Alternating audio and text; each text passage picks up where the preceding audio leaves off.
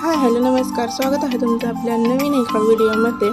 तर हा व्हिडिओ आहे 2 ते 4 दिवसांपूर्वीचा। तर नेहमीप्रमाणेच मी माझा डेली ब्लॉग तुमच्यासोबत शेअर करत आहे। 2-3 दिवस झाले व्हिडिओ नसतील आले, तर इथून पुढे नक्की आपले व्हिडिओ येतील। तर मी चालले होते सुट्टीला माहेरी, आणि तिथे आल्यानंतर पूर्ण 10 दिवसांनी साईला भेटले, कारण की 10 दिवसांपूर्वी साई इथे सुट्टीला आला होता। आणि त्यानंतर संध्याकाळी एका पाहुण्यांची ते गेनमाळीचा कार्यक्रम होता, तर त्यांनी खूप छान पद्धतीने गेनमाळ केली। तो पूर्ण मला व्हिडिओ घेणं शक्य झालं नाही। त्यांनी अगदी डीजेच्या याच्यावर देवीची मिरवणूकसुद्धा काढली होती।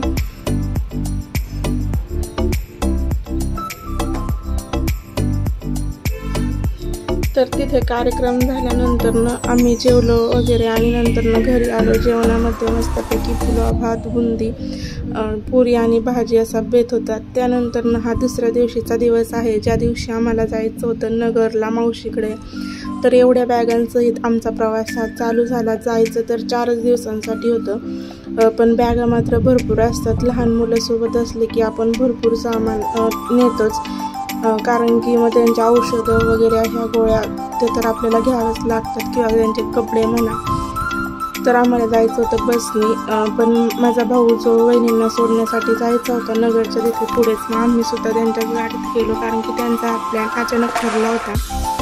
त्याच्यामुळे आम्ही बसने जाणार होतो, पण गाडी होती सो गाडीनेच गेलो। आणि तिकडे जायला सहसा गाड्या भेटत नाही, तर हे एक बेस्ट झालं की आम्ही गाडीनेच गेलो आणि डायरेक्ट मग तिथे गेलो, कारण की तिथे जाण्यासाठी 2 ते 4 गाड्या नक्कीच बदलाव्या लागतात। मग तिथून पुढे आम्हाला स्टँडला सोडल्यानंतर आमचा पुढचा प्रवास म्हणजे रिक्षाने चालू झाला। आणि लहानपणी बऱ्याच म्हणजे ज्यावेळेस आम्ही लहानपणी उन्हाळ्याच्या सुट्टीला यायचं, त्यावेळेस नक्कीच 10-15 दिवसाचा मुक्काम हा मावशीची त्या असायचाच, कारण की थोडाफार मावशीला वानोळासुद्धा आणला होता। आणि त्यानंतर मस्तपैकी रस चपातीचं जेवण झालं। आणि त्याच्यानंतर आता पुढचा व्हिडिओ मी तुमच्यासोबत शेअर करते। जायचं जरी 2-4 दिवसासाठीच असलं, तरी मग मुलांना बाहेर न्यावंच लागतं, कारण की प्रत्येक दिवसाचा फायदा हा घेतलाच पाहिजे। तर गेलेल्याच दिवशीच आम्ही दुपारी लवकर पोहोचलो होतो, त्यामुळे संध्याकाळी लगेच मुलांना गार्डनमध्ये नेलं, कारण की तिथे गेल्यावर कसं असतं, पाहुण्यांच्या इथं जरी गेलं तरी दिवस पुरत नाही, आणि मग कधी काय करायचं, यामुळे त्याच दिवशी मुलांना संध्याकाळी गार्डनमध्ये फिरायला नेलं होतं। आणि आता लवकरच मुलांची शाळा वगैरे चालू होणार आहे, त्यामुळे कुठं जायला भेटणार नाही। म्हणजे तसं तर वरच्यावर जायला मला तरी भेटतं, म्हणजे 1 दिवसापुरतं तरी, पण आता शाळा चालू झाल्यावर मात्र जायला जमणार नाही। मग मस्तपैकी मावस भावाच्या मुलाने, मामाच्या मुलीने आणि साईने मस्त गार्डनमध्ये एन्जॉय केला।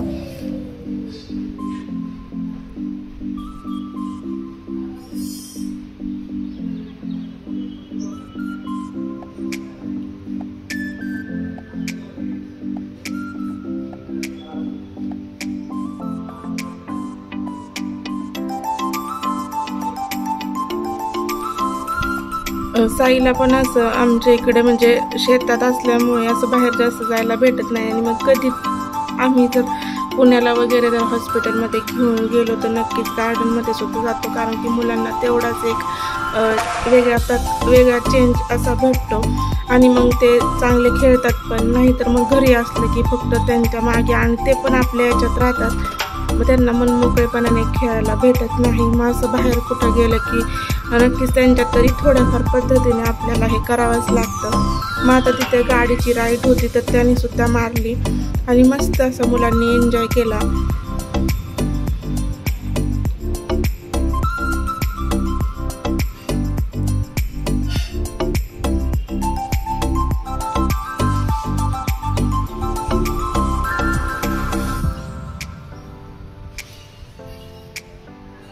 त्यानंतर गार्डनमध्ये मोठे झोके पण होते, पण आम्ही काही बसलो नाही, कारण की मुलं जर सोबत असले की पूर्णपणे त्यांच्यावरच लक्ष द्यायला लागतं, आणि त्यांना जे खेळायचं काय ते हवं नाही तेच बघावं लागतं। आणि मुलं झाले की कशी थोडी का होईना आपली लाईफ ही बाजूला पडती, मग सगळं मुलांवरच आपण ही करतो, फोकस करतो। काय खरेदी करायची म्हटलं तरी आधी मुलांचीच खरेदी झाली पाहिजे, असं प्रत्येक आईला तर वाटतंच।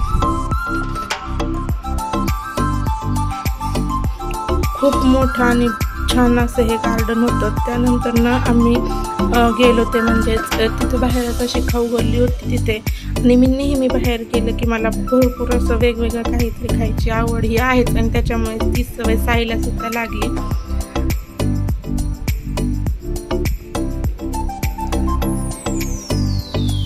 आणि मी असं प्रॉपर असा व्हिडिओ घेऊ शकत नाही, कारण की कसं होतं एवढी पण मोठी काही मी यूट्यूबर नाही आहे आणि प्रत्येकाचा जर व्हिडिओ घेत बसलं की समोरच्याला पण हे कसं तरी वाटतं. पण आपल्याला जर पुढे जायचं म्हटलं की थोडा का होईना असा व्हिडिओ घेतेच. पण मला अजून तरी असं कम्फर्टेबल व्हिडिओ घेण्यासाठी वाटत नाही बाहेरचे व्हिडिओ घ्यायला.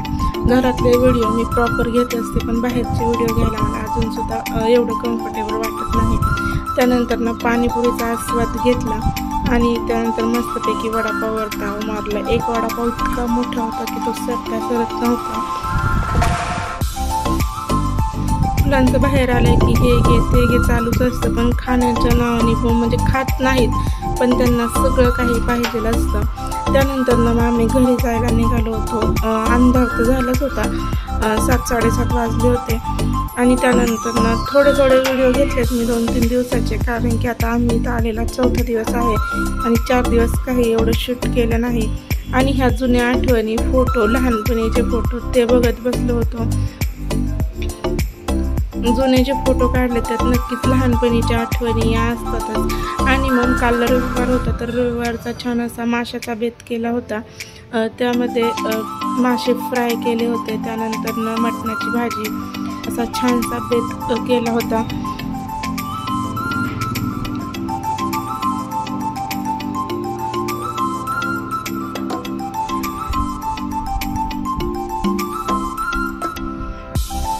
तर असा हा आजचा छोटासाच व्हिडिओ होता. इथून पुढे जे 2-4 दिवसाचे व्हिडिओ असतील ते नक्कीच मी तुमच्यासोबत शेअर करेल.